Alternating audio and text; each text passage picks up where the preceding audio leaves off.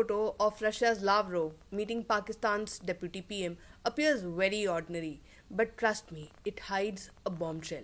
Did you know one of the largest Russian oil trader is a Pakistani and that he trades oil with India and China? Interesting, isn't it?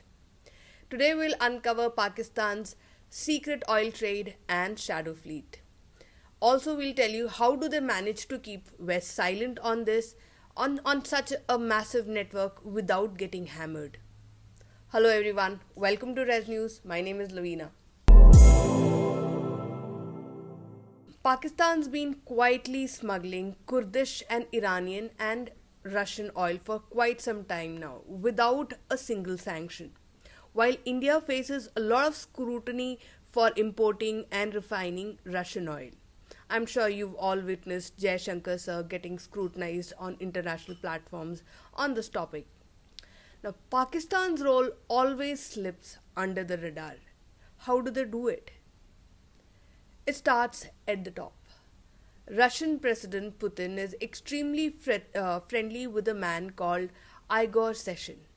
Igor Sechin is the head of Rosneft, and Sechin is close to a man who is a Pakistani. This came to light when pictures of a New Year party which was held on a luxury yacht in the Middle East, in a very big city in Middle East, came out.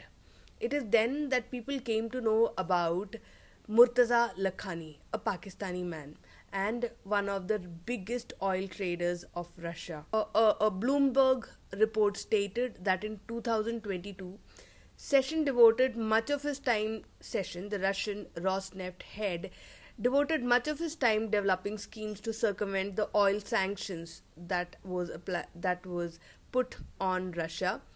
And Lakhani was one of those people who actively helped him. Lakhani created an entire network of oil trading and shipping companies in the Middle East to distribute the Russian oil across the world.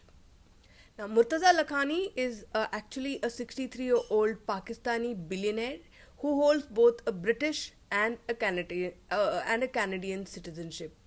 Intel reports name Lakhani as Russia's largest oil trader. His game? High-risk bets in the global market. Back in the 90s, Lakhani, who was then with Glencore, helped Saddam Hussein dodge an oil embargo, smuggling Iraqi oil and delivering cash, literally fluid cash, to Iraq's diplomatic mission in Geneva. This was uncovered during one of the UN investigations, and of course, still nothing was done against Mortaza Lakhani. Today, his shadow fleet fuels much of Pakistan's oil trade. Lakhani grew close to Russian oil elite by selling the Kurdish oil out of the oil. After Kirkuk was liberated, it is called Kirkuk. After Kirkuk was liberated by ISIS, the terror group. Since 2017, Mortaza Lakhani has been a key player in the oil game, brokering Iraqi Kurdish export deals for giants like Rosneft and Mercantile and Maritime, M&M. His ties with Russia's oil company did not stop there. They stretched all the way to next part of the world, which is Venezuela. Until 2022, Lakhani worked through his M&M, Mercantile and Maritime group, partnering with Russia's Rosneft, and he moved oil under the radar. But here's where it gets all murky. Until 2022, he bankrolled Trident Network, a shadowy fleet, caught up in deceptive oil shipping schemes in Venezuela, alongside Russia's Rosneft and state-owned PDVSA. Lakhani's Mercantile and Maritime Group, or M&M Group, was deep into this game, buying oil from Russia's Rosneft in Venezuela and reselling it in the global markets. Sometimes, shockingly, back to Rosneft. As per the Western media's reports, the profits, which whatever they made out of this, was split 50-50.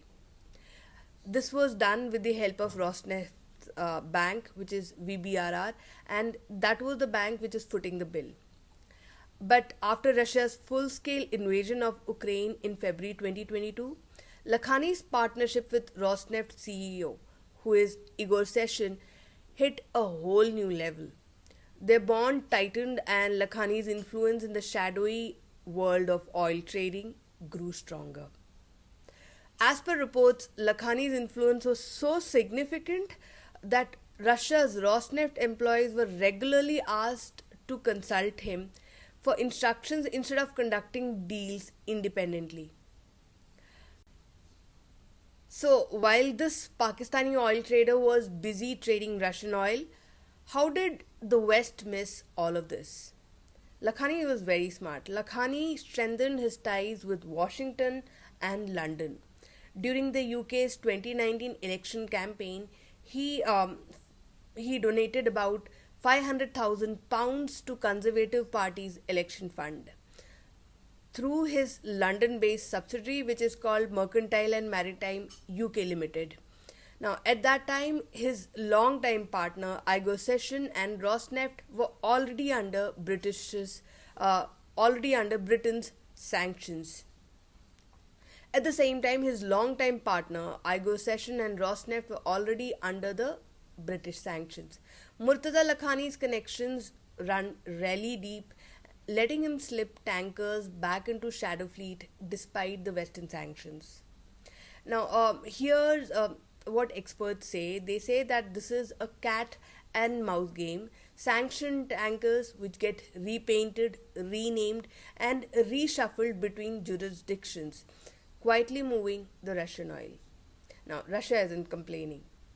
According to Ukrainian intelligence services, Lakhani's shadow fleet has been involved in exporting oil from Russia's Nakhoda port to to a Chinese port since January 2025, and this Chinese port also houses Rosneft terminal.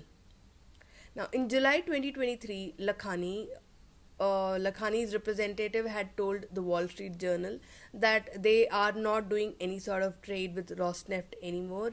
They were just pulling their name out of this controversy. However, all the facts point to one fact, that Lakhani is still doing business with the Russians.